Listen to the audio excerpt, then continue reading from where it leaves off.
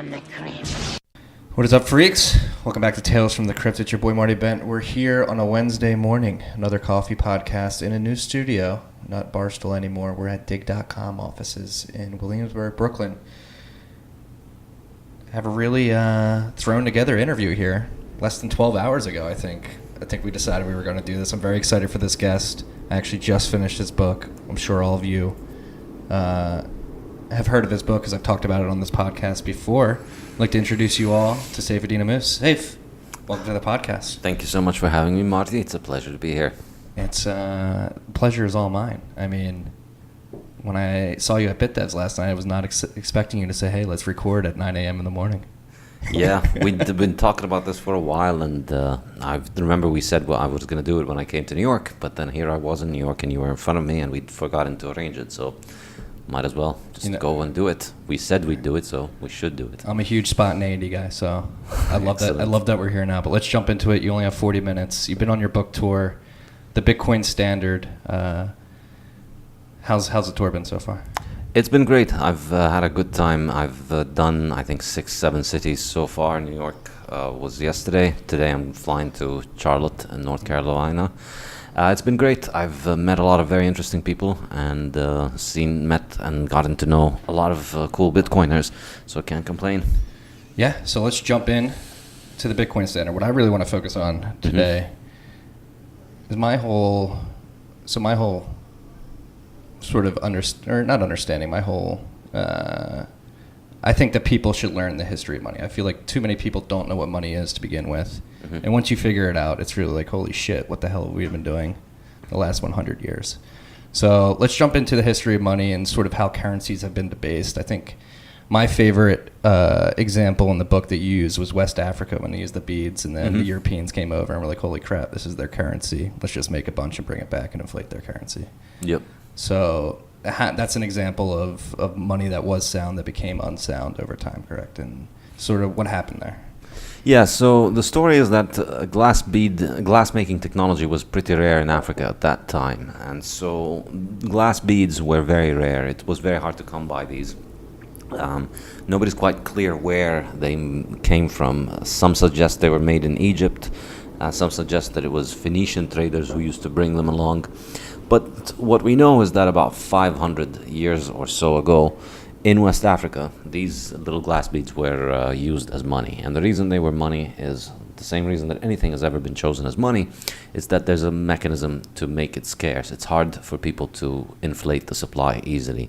So for West Africans, in a few hundred years ago, having a glass bead was a reliably scarce thing because it wasn't very easy for people to make more of it. And so people who would store their wealth in these glass beads, who would use it as jewelry or who would use it as payment, would in the long run manage to preserve their wealth better than if they had stored it in, say, perishable goods that ruin quickly. So this worked well as long as obviously glass beads were hard to make. Then Europeans show up on the coast of West Africa, and they find that those beads had a much higher value in Africa, which of course makes sense because they were demanded in Africa not for any sort of industrial use, but they were demanded for their monetary use. People were using them as a store of value, and so their price being much higher than the sort of industrial market demand for the beads as beads meant that the Europeans could go back to Europe and get those beads for very cheap and bring them to West Africa. So essentially, they had their own money printers, and they were functioning like the modern central bank in Venezuela or Zimbabwe. It was trivial for the Europeans to get very large quantities of these beads. And so when a European ship comes from Europe to West Africa with all of those beads, they start using those beads to buy up the stuff that is in Africa. It immediately causes them to be able to acquire a lot of the wealth that Africans have, because it's, all of these glass beads are very valuable, and so you start buying things. People don't know yet that the supply has increased, so the prices of things begin to increase, and the value of the beads held by Africans continues to decline.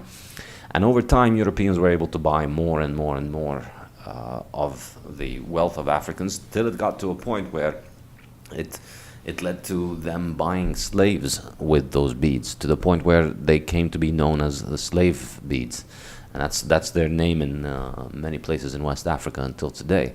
And I think it's a great story to explain just why the issue of hard and easy money is really not optional. This isn't Android versus iPhone, where you can just decide, okay, some people like Android and they think it's better, but I like my iPhone, and I'm going to stick to it.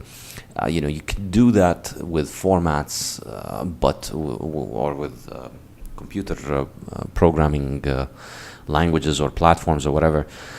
But with money, it's not something that you can isolate yourself from, because if the price of if your money is easy to make for others, it'll be trivial for them to increase the supply, make more of it, and then expropriate your wealth effectively. They can just take the value that you put into your money simply by producing more and more of it. So that's why, if just because you have a money that you like doesn't mean it's very wise to stick to it. So you freaks with your favorite shitcoin out there. Exactly. Bitcoin is not optional.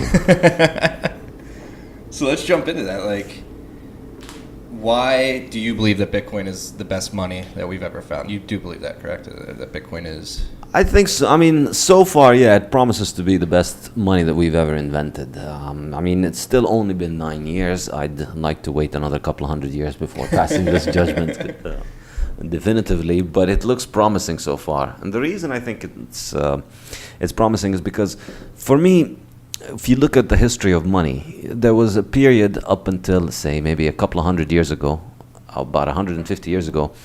Up until then, the physical properties of things might have mattered in terms of what becomes money.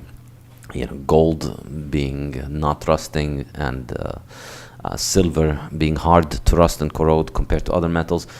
But if you think about it more recently, with modern industrialization, the physical properties don't really matter, because we can just make physical stuff with any properties we want, particularly now with plastics and so on. So, we can make any metal or material in any properties, physical properties, whatever boiling temperature or physical integrity. Stainless steel can be even better than silver in many ways. So I think the physical properties don't really matter. What I think matters now, what has mattered in the last couple of 100 years most, is economic properties. The reason that something is good as money or bad as money is just about their economic metrics, particularly how the supply interacts with demand. And so the best money that we'd ever invented before Bitcoin, the best money that had ever been used, I wouldn't say invented, was gold, precisely because it was very hard for people to increase the supply of it. And I don't think a lot of the gold bugs, they're fascinated with the physical properties of gold, and these are cute and interesting, and it's nice to look at. But that's not why it's money.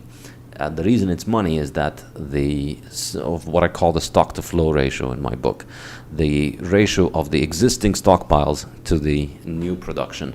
So gold was the best we had because it's very hard to find gold. It's very rare, and it's very hard to find it in large quantities, particularly when you consider the existing stockpiles of gold on the market, which are the sum of hundreds and thousands of years of gold production that have been piling up, because gold doesn't rust. So the gold that was produced 3,000 years ago is probably still around somewhere today, maybe being worn by one of your listeners. It's always been there. So it's very hard for people to increase the supply of gold meaningfully. That's the key metric. And so Bitcoin improves on that. It doesn't have any of the physical properties of gold, but it has the economic property that matters, which is that it's very hard for people to increase its supply quickly. That's what I really think is very important about Bitcoin. That's why, and in a few years, it's going to start increasing at a lower rate than even gold. So there's that on the one hand, the economic property of the stock to flow. And then the second reason why I think it's the most advanced form of money is that the ability of the Bitcoin network to clear about 500,000 transactions a day, and that's a conservative estimate of what we've seen Bitcoin do, assuming very few improvements, assuming no improvements from now on, assuming nothing is done to improve the way in which Bitcoin operates, we still can do at least 500,000 transactions a day. And so if you think about it, the ability of Bitcoin to offer final settlement anywhere across the world in about an hour, in under an hour, for sending any amount of money from anywhere to anywhere else in under an hour, I think that's extremely valuable. You know, if you compare that, if you wanted to send gold from here to China, you will not do it in under an hour, and you will not do it for a very small cost. It'll cost an enormous amount of money. So Bitcoin's ability to have this many transactions and to offer final clearance in under an hour for about 500,000 transactions a day means that the base layer of settlement in Bitcoin can be far more decentralized than the base layer of central bank settlement. And that's the key point in the subtitle of my book when I call the Bitcoin standard as the decentralized alternative to central banking. And this is, I think, distinction that I make between people who think, many people think that Bitcoin is going to replace bank, and I don't think that's the case. I think Bitcoin is going to replace the central banking system of settlement, and that's where it's really strong. Yeah, let's get into central banking. Mm-hmm.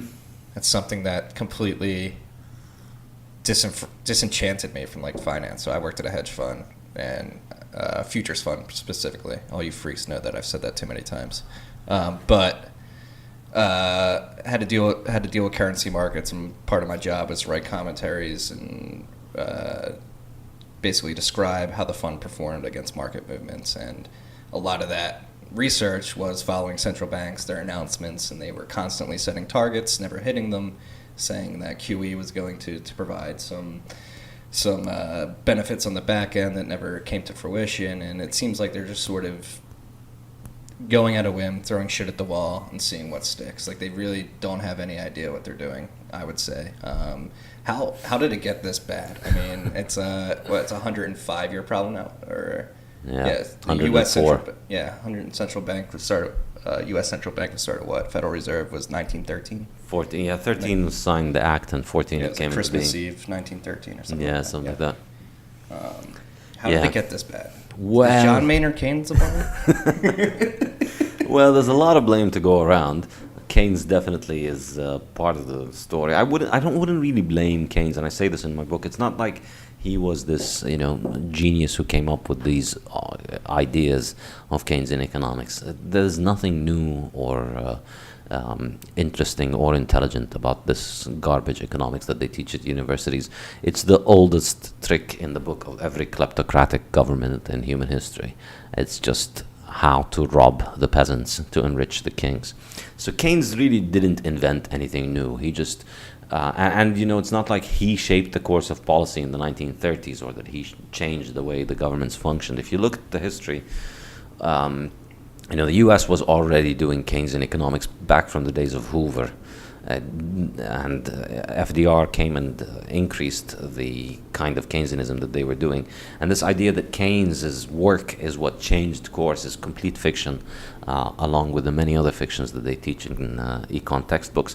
So the point is that they were already following this path of inflation and spending as a way out of the crisis, which was of course actually exacerbating the crisis.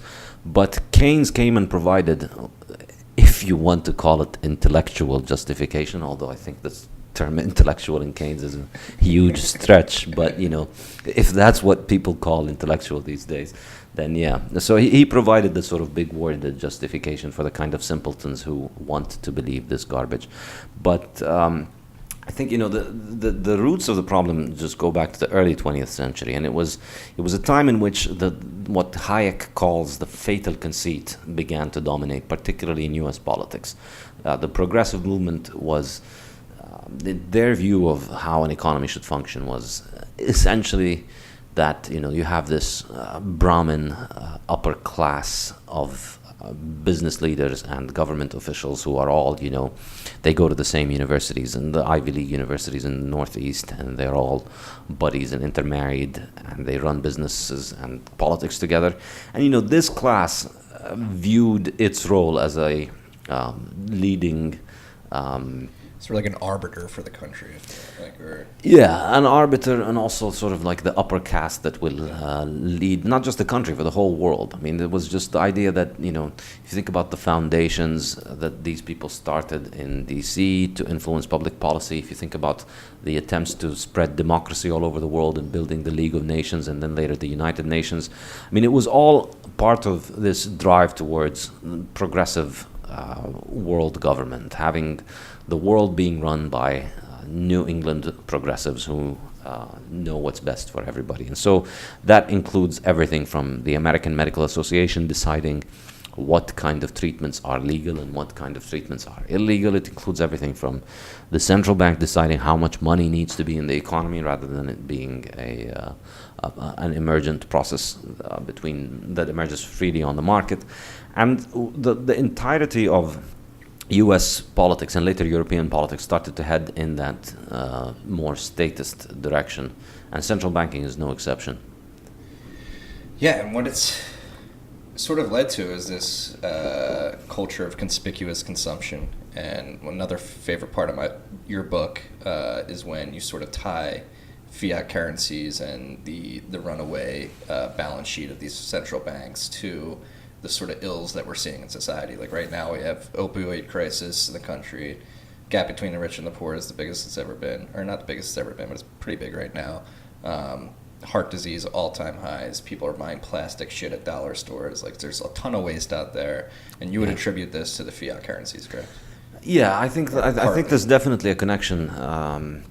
And I think, I've yet to see convincing counter arguments to this. I've had people tell me, well, it's just a narrative fallacy, which I think is the cheapest form of argument, because, if you think, and you can call anything a narrative fallacy, but, if you can't provide a better explanation for how these things coincide with one another, then you should probably stop reading all of these rationality blogs and start reading actual economics, because it's an entire industry of people who just refuse to ever learn anything and refuse to ever understand anything, because everything is, correlation, not causation.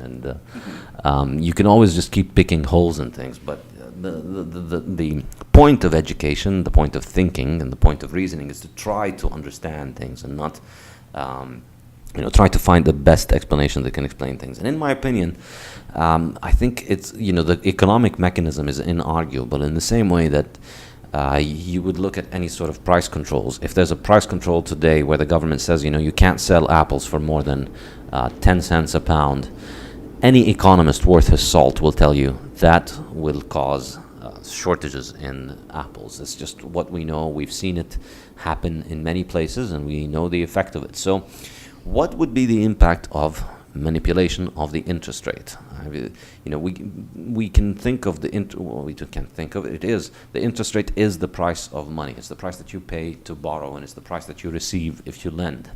With some margin, plus or minus. That's what the interest rate stands for. So, if an interest rate is artificially lowered, if the government mandates that the interest rate should be lower than what it would be in a free market, then there's no question that at the margin that will cause you to want to save less and to want to consume more. If interest rates are low, it's easier for you to borrow. It's less rewarding for you to save. And so I don't think that you could possibly explain the drop in savings and the rise in debt without looking at the price of savings and debt. So I find it to be very unconvincing when people try and dismiss this away. It's the price. It's just like with the price of apples. What happens if you restrict the price of apples? Well, producers are going to produce fewer apples because they can't afford it, and consumers are going to want more, so there's going to be a shortage. And I think the same thing happens with savings. Savers are going to save less when interest rates are low. Borrowers are going to borrow more. And so where do you make up this difference? Well, central banks make up the difference by inflating the money supply, by bringing in new money supply into the market, which effectively causes prices to rise and causes consumption to rise, and effectively eats up the capital stock of society over time. And that's the really dangerous thing if you think about it. Civilization is the process of accumulating capital. So reducing the capital stock is the exact opposite of civilization. It's what destruction of civilization is. And it's why, Keynesian economics, we can laugh at how silly the economics is and how idiotic the theories that he has is. But it's not a laughing matter. It's extremely, extremely dangerous. It's nothing less than a recipe for destroying the capital stock of a society. In other words, a recipe for decivilizing society, which, might sound fun for the kind of generation that thinks, watching Fight Club is cool and, bringing all these buildings down. But trust me, you don't want to see what it would look like if we have a reversal of civilization. It doesn't mean you and your friends going around in a Mad Max world and torching things for fun. It means like famine, disease, stuff like that. Exactly. It means dying at 27 from simple preventable diseases. It means, a lot of bad things. Yeah. And, so I love that you brought that up, that it's sort of decivilizing, is that a word? Society. Because yesterday, a stat came out. This is what I wanted to jump into. This stat didn't come out yesterday, but this made me think of it. So the average American, 40 to 60%, the number varies depending on what publication you read it from, cannot afford a $400 emergency expense. So there is no savings. Most people don't have any savings. They're living paycheck to paycheck or living on the dole. And this is not sustainable in my mind. And then yesterday, the stat comes out. Inflation is at 8-year highs in America, the CPI. So what I wanted to talk about was the CPI in particular. This is what these central banks use to track inflation. But if we really jump into the CPI and the history of the CPI, the underlying variables that go into it have changed many times throughout the past. So there's sort of a Orwellian, would you call it, an Orwellian manufacturing of It's mathematical Orwellianism. Yes, exactly. That's a great way of putting it. Yeah. Right. Yeah, I mean it's a ridiculous measure. CPI is fundamentally it's completely invalid as a measure, and so you can't look at a number like that and think that it is even mathematically valid. And any mathematician worth his salt will look at it and tell you this is Mickey Mouse math. It's absolutely ridiculous as a concept because it pretends like prices are just this thing that you can measure that gives you an idea about what is happening to the price level, as if it's just this this force of nature that we're measuring the price level. And that's ridiculous because the price level, what they measure, is determined by what people buy and sell, and that in turn is determined by the prices. In other words, your choice to buy something and pay a specific price for it is not just about it doesn't just set the price. The price determines your choice. What I mean by that is, my favorite example for doing this, and a big reason how the CPI was constructed, is if you look at food prices. So today, I think they don't even include food prices in. I think they have rough rice if you're looking for a food staple. Oh, really? Yeah, I'm pretty sure. Okay, so I've got the rough rice, and that tells you what kind of stuff they need you. They'd like you to be eating. So if you think about it, in the 1970s, the reason for the construction of the CPI was because inflation was increasing very rapidly. And so they thought, if we start measuring it and putting in a bunch of economists to try and control it, then we could stop that because that will solve the problem. So, if you're...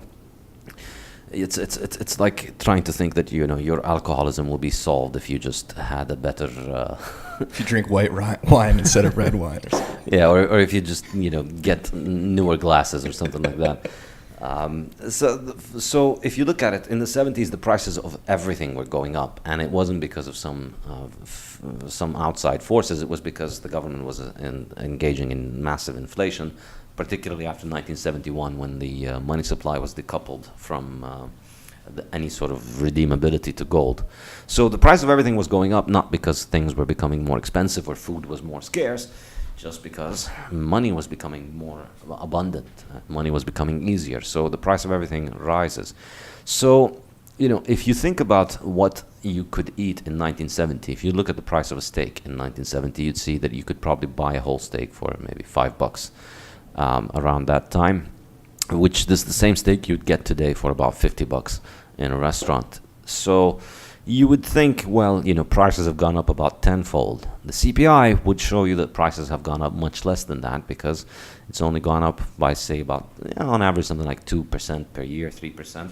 So you add it up. I don't know the exact numbers right now, but roughly speaking, it'll be something like it's doubled over the past 40 years, which isn't that bad. $10 instead of $5 is not that bad of an increase over 40 years. It's just a couple of percent per year. Most people can put up with that. It doesn't really matter if you look at it from the CPI. However, what the CPI does is effectively that as the price of the steak goes up, the ability of people to buy the steak goes down, and so instead they replace the steak with inferior substitutes.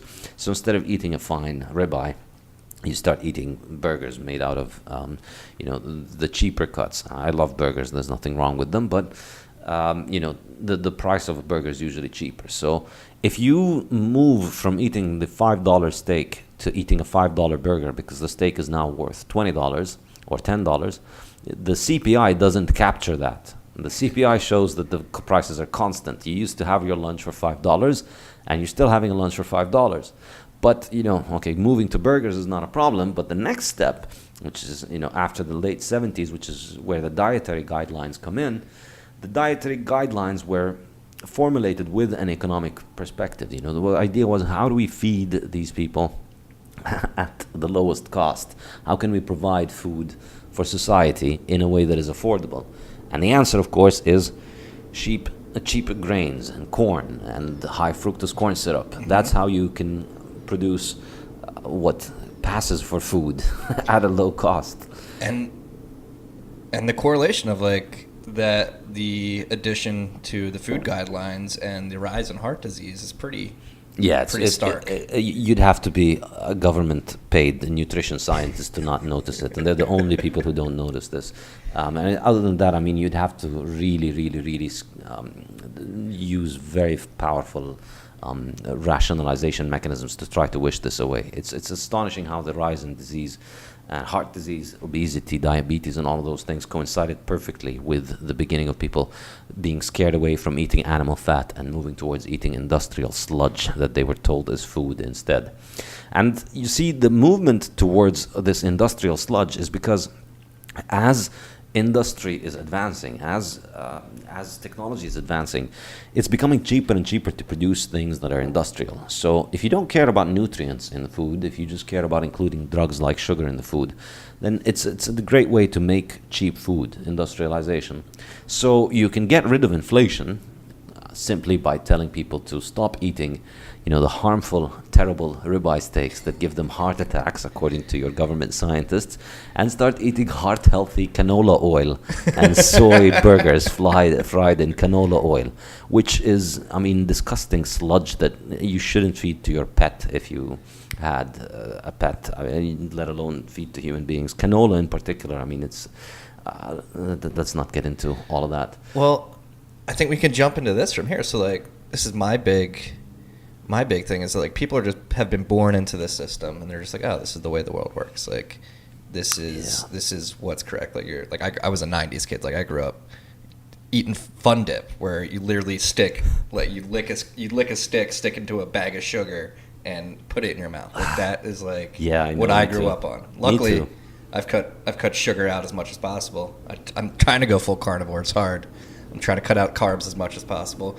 But the same with money and with food and diet and stuff, we're sort of born hey, this is the way the world works, and you're just going along, and not until you're 18 to 25 and you start questioning oh, wait a second, maybe this is wrong. What do we need to do? Because I'm a strong believer in that we need to get more people to understand what money is. So I think everybody should read your book. But absolutely, beyond that, it's a huge rewiring of the mental landscape of the world, right? I thank you. I hope so. That's a good compliment. I'll take. Yeah, no, it is, and we need, and that's one thing. I feel we need to do as a society is rewire brains. Just because people were born into this situation, they're hey, this is the way the world works, and it's really hard to convince people that hey, maybe this isn't the way the world should work. Yeah, I mean, it's if you this is why you should read history, because otherwise you get the feeling that what you're experiencing today is just the norm, and in many ways, what we have today is the norm today, but it has not been the norm throughout all of human history and human society, and it's usually been the exception, and the effect of it is pretty. It's usually history shows us the effect of periods like this is not fun. So I mean, I just came to the U.S. Every time I come to the U.S., I'm blown away at just how much obesity there is in this country. It's really mind blowing. Nowhere else in the world that I've been is like this. Well, maybe the Gulf is a little bit like that. Saudi Arabia and the Gulf is. Closing in on the United States in that avenue of world leadership, but it's really astonishing, and it's not normal, obviously, and it's not healthy, and it's directly a consequence of the availability of cheap junk food, and it's not just the availability of it. You could make cheap junk food available, but people don't have to buy it. I think you can't underestimate the effect that government guidelines have had. 30 years of telling people in the media, in the universities, everywhere, just people being bombarded with, don't eat bacon, don't eat meat, it's not good for you, meat causes cancer, red meat is associated with, and you look at the horrible study behind this stuff. I mean, it almost makes Keynesian economics look respectable.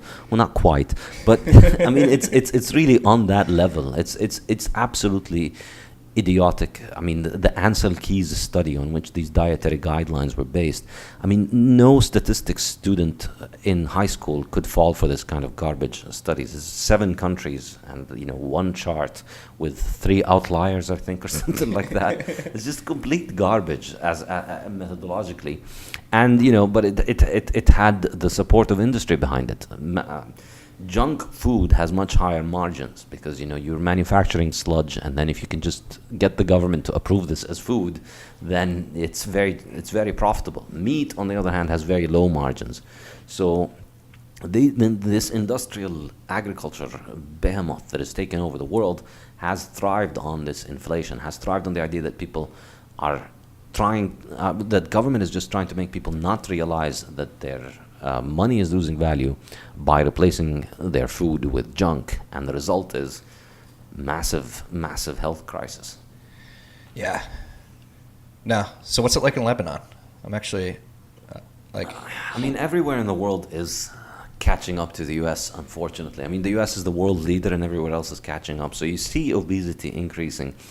And I don't know, maybe this is just me trying to project things, but I think this current generation, I think the last few years I've noticed things have gotten significantly worse in Lebanon. And it could be, this is my sort of Weston Price nutrition reading. If anybody's interested in me reading more about nutrition, if you want the sort of alternative view, if you're looking for the Ludwig von Mises antidote to the mainstream nutrition. So just like in economics, we've got John Maynard Keynes as the sort of figurehead of everything that is wrong. In nutrition, there's a guy called Ansel Keys, who was the figurehead for the anti-fat and anti-meat hysteria. But the perfect antidote to that, the Mises to that, is a guy called Weston Price. I highly recommend a book of his called Nutrition and Physical Degeneration. And it'll show you the impacts of nutrition and malnutrition on that. It's not just, if you don't eat well, you get skinny. It's really not that. Malnutrition, obesity is part of malnutrition. And the effects of malnutrition are intergenerational. So and that's really, I mean, it's a shocking thing to read when you see the examples that he illustrates. And there's another excellent book called Deep Nutrition by Kate Shanahan that also applies these ideas of Weston Price to modern societies. So I highly recommend these.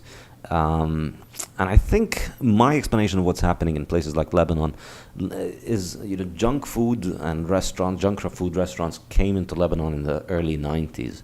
And I think now is the time when you're beginning to see the real effect, because now we have children who were born to parents who were, now the adults who are 20 years old were born to parents who had started eating junk before dipping sticks in Fun Dip in the 90s. Exactly. I mean, before that, during the 70s and 80s, Lebanon had civil war. And say what you want about civil war, at least it kept the Twinkies and Fun Dips out of the country for a while. So it could be that now Lebanon is regressing more. You're seeing far more obesity and far more deterioration of people's health. All right, staying on Lebanon, let's the man who wrote the foreword to your book, Nassim Taleb. Yeah, we're huge Taleb disciples on this podcast. He would consider himself a Levantine, correct? Is that? I think so. Yeah. So what? I would imagine you have the inside scoop. Like, is he fully sold on Bitcoin yet? Is he a believer? I wouldn't say so. I'll be honest. I don't think he's. He's not a no-coiner. He's not a bitter anti-Bitcoin hater. He likes the idea. He's supportive of it. But he's just. And I kind of understand this. He's just not been interested enough to study it up close. He's interested in. He's interested in it because of what he mentioned in my foreword, the idea that it constitutes an alternative to the monopoly of money that elites, or what he calls the intellectual yet idiots class, have. So he likes it in that sense, but no, I can't. He's not technically studied it closely enough to be a hardcore Bitcoiner, but can work on that. And we're gonna end it on that. You gotta get to the airport. Is there any parting note you want to imbue on the crowd here? I'll just say I think I'm glad to be here. I hope your readers enjoyed this, and I hope they check out the book and provide me with any feedback on this episode and on the book. And thank you for having me. Thanks for coming on. It's been a pleasure. Thank you. That's all we have for today, freaks. Peace and love. All right, bye-bye.